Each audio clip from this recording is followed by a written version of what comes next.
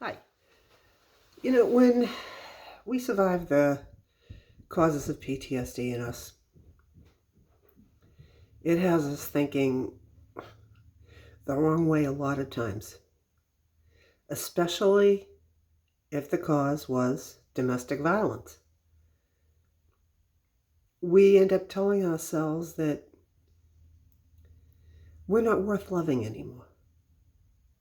It's almost like we're saying, we survived it, and maybe that's all we get out of this life. It's hard. It's hard to even imagine yourself being happy again. It's almost like it's insulting to happiness itself to even want to be happy again. But you know what? You can be. Now, I tell the story a lot about how my ex-husband, he tried to kill me. He beat me down and he beat me up. I fought back. But he wasn't done with me. He ended up stalking me for a long time. And when I thought he had stopped, and I started to recover and start thinking about trying to enjoy my life again, I ended up falling in love. And I fell in love with a Vietnam veteran. Now, when we decided that we wanted to get married, I had to get a hold of my ex-husband so that I could get married in the church again. Well, the next day he walked over to my fiancée, introduced himself, and said, "You're marrying my wife." That set off changes in me that I was not prepared for. Because as much as I thought that I had recovered from what he did, the ultimate betrayal of love, he stalked me without me knowing it. So every time I heard a muscle car, it all came back. And it came back in waves. It came back in flashbacks and panic attacks and nightmares that sometimes it lasted for an hour or so, and sometimes it lasted for days. Now, I didn't relate that to having PTSD, even though by the time this happened, I had been researching PTSD for 2 years because the man I wanted to spend the rest of my life with had all the signs of it from Vietnam. And at the time, I had equated PTSD to veterans.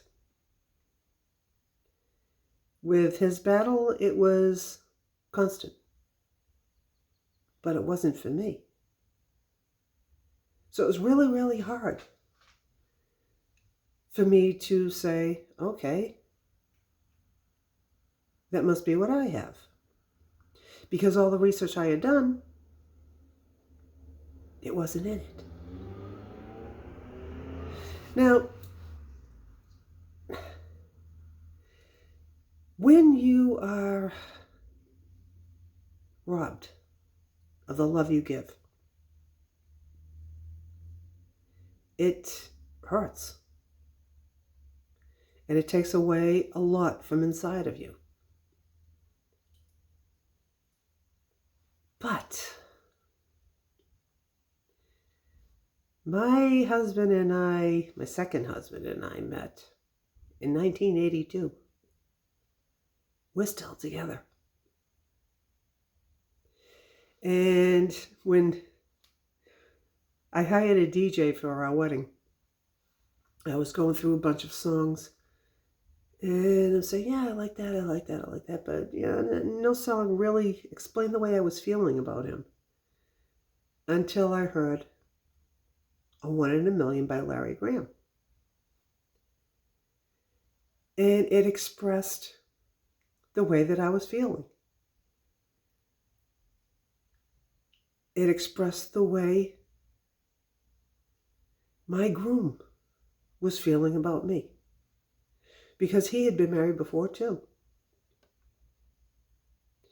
Now, I just want to give you some hope that it does not have to end possibilities of love again. But the first thing you have to do is learn how to love yourself again. Because until you do, you might be telling yourself you're not worth loving. Until you decide, I didn't do this. I'm the one that gave love. I'm the one that had love to give. And I'm the one that still has love to give to the right person. Start loving yourself. And the sun will come shining through, I can assure you. And you can be happy again.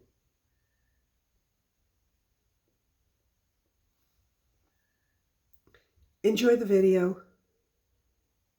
Take some comfort in it. Because nothing is over as long as you don't give up. Don't give up on yourself. Don't give up on your healing. And don't give up on love. Remember, it's your life. Get in and drive it. See you next time.